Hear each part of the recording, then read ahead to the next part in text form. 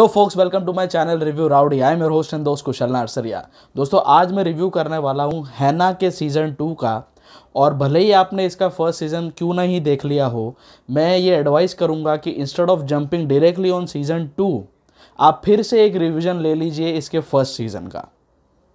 Almost 1-1.5 साल से ज़्यादा हो गया है इसके पहले सीज़न को रिलीज़ हुए और मैं ये इसलिए एडवाइस कर रहा हूँ क्योंकि अगर आपने ऐसा नहीं किया, so there are many loose ends in the narrative which were kept open in the first season, जो सेकेंड सीजन में जस्टिफाई किए गए।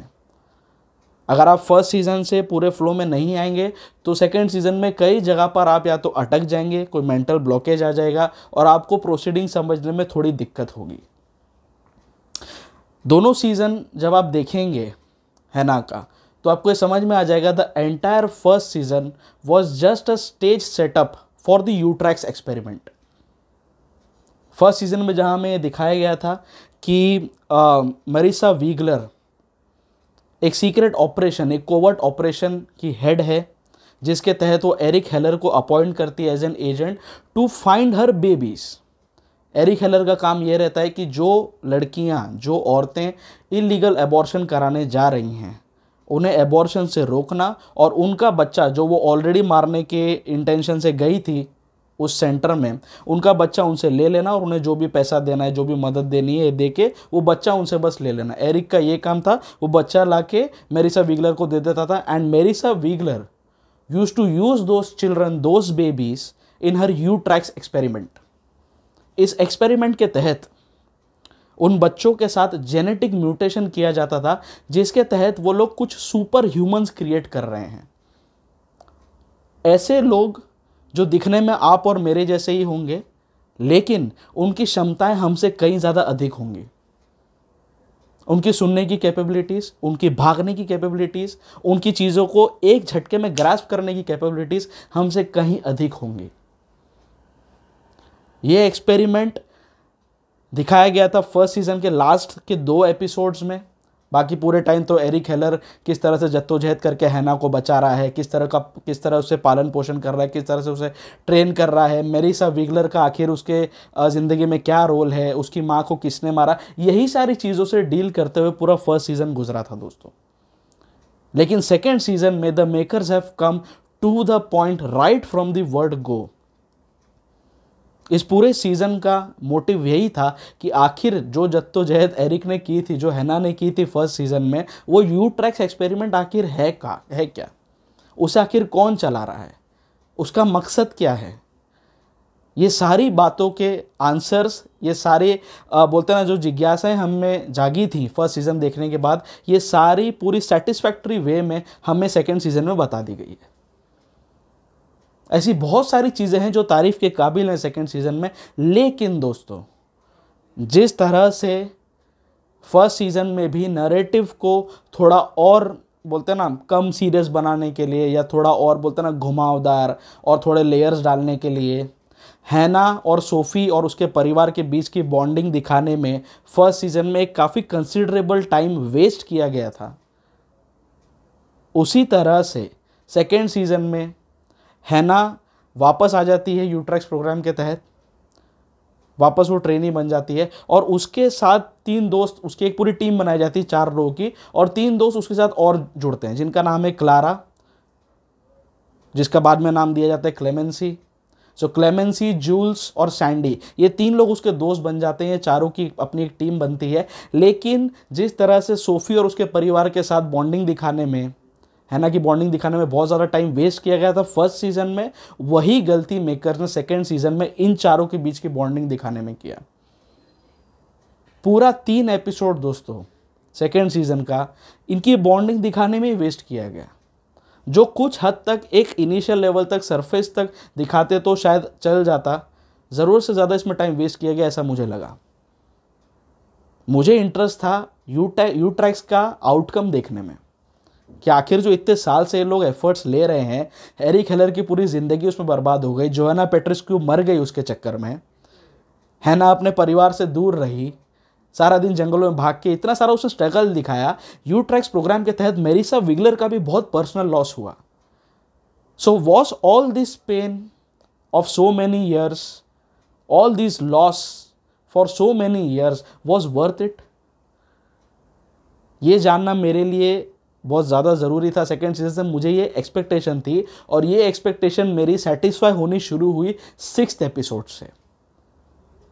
दोस्तों, इसका 6th एपिसोड का जब स्टार्ट होता है, जब हैना, क्लेमेंसी, सैंडी और जूल्स चारों लोग अपने सबसे पहले मिशन पर निकलते हैं, 6th एपिसोड से लेकर 8th एपिसोड तक, आई अश्योर यू, आप अपनी पलक भी झपका नहीं पाएंगे। The narrative, the screen play is that water tight, is that engaging. ये इस सीजन की सबसे बड़ी खासियत है। जो 3 एपिसोड में इन लोगों ने बॉन्डिंग दिखाने में थोड़ा टाइम वेस्ट करके मुझे थोड़ा निराश कर दिया था, लास्ट के 3 एपिसोड में एवरीथिंग गॉट कवर्ड अप। बहुत ही ज़्यादा एंगेजिंग नैरेटिव है एंड एक क्लास की थ्रिलर बनाई गई है।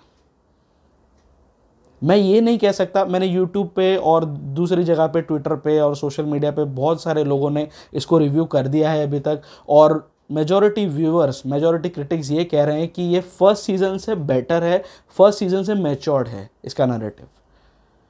बट मैं कहूँगा दोनों ही सीजन्स अपने अपनी जगह पर पूरी तरह से सही थे। ये शायद बेटर इसलिए लग रहा है क्योंकि इसमें, जैसे मैंने बताया कि आपकी जो जिज्ञासाएं जागी थी फर्स्ट सीजन में, आप जो उत्सुकता जाग गई थी कि भाई यूट्रैक्स प्रोग्राम आखिर है क्या, वो 30 ट्रेनिंग लोग आखिर किस चीज़ के लिए तैयार किए जा रहे हैं, ये जिज्ञासा इसमें सेटिस्फाइड होनी चालू हुई, इसलिए शायद व्यूवर्स को ये ज़्यादा बेटर लग रहा है। Because there are not many loose ends which you find in this season. But मैं, मेरे पर्सनल ओपिनियन पे, दोनों ही सीजन अपने अपने जगह पे बिल्कुल दुरुस्त थे, सटीक थे, and both were equally engaging and equally entertaining in their own form. मैं ये सेकेंड सीजन हाईली रिकमेंड करूँगा।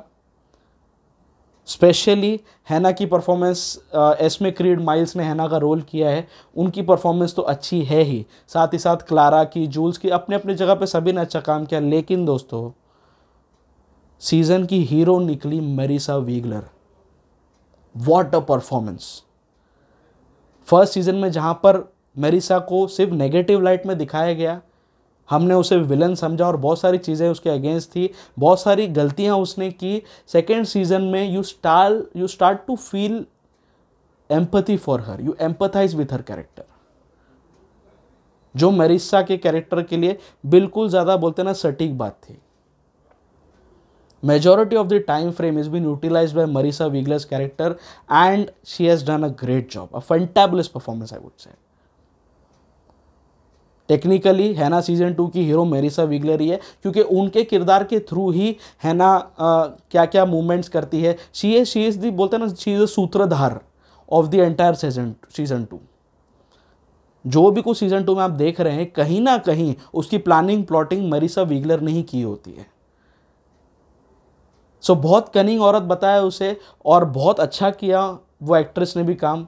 मुझे मेरिसा विगलर का काम सबसे ज़्यादा अच्छा लगा सीजन 2 में। सो आई स्टिल रिकमेंड इट। आपने सीजन 2 अभी तक अगर नहीं देखा है तो ज़रूर देखो, लेकिन सीजन 1 रिवाइज करने के बाद ही देखना, अदरवाइज बहुत सारी चीज़ें आपके लिए खिचड़ी बन जाएंगी, बहुत सारी चीज़ें आपके लिए गूफ अप्ड हो जाएगी। माई राउडी रेटिंग फॉर हैना season 2 will be 4 out of 5। मैं इसे परफेक्ट रेटिंग दे सकता अगर ये लोग, बोलते हैं ना, वो 4 लोगों के फ्रेंडशिप में और बॉन्डिंग में ज़्यादा टाइम वेस्ट नहीं किए होते। ये सीरीज़ आराम से 2 एपिसोड काटी जा सकती थी, 6 एपिसोड की बनाते थे, सुकून से मस्त लगता था, एक स्लिक थ्रिलर दिखती, because the outcome should be brought into spotlight.